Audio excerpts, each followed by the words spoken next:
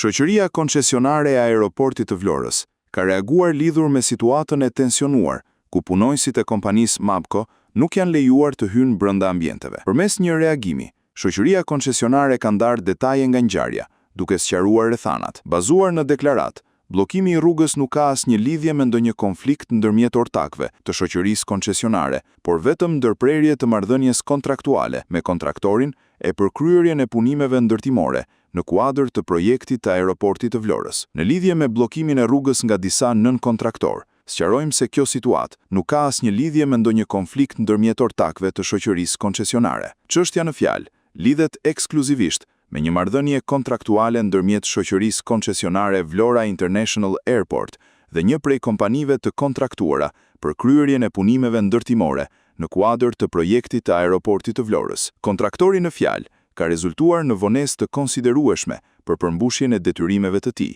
në shkelje të afateve të përcaktuara kontraktualisht. Për këtë arsye, shoqëria koncesionare ka ndërprerë marrëdhënien kontraktuale me këtë kontraktor në përputhje me kushtet e kontratës dhe detyrimet përkatëse. Theksojmë se çdo pretendim apo interpretimet që e lidh këtë situatë me marrëdhëniet ndërmjet ortakëve është i pavërtet dhe dezinformues. Kjo është thjesht një çështje kontraktuale ndërmjet shoqërisë koncesionare dhe një prej kontraktorëve të shumtë të angazhuar në projekt, sqaron kompania.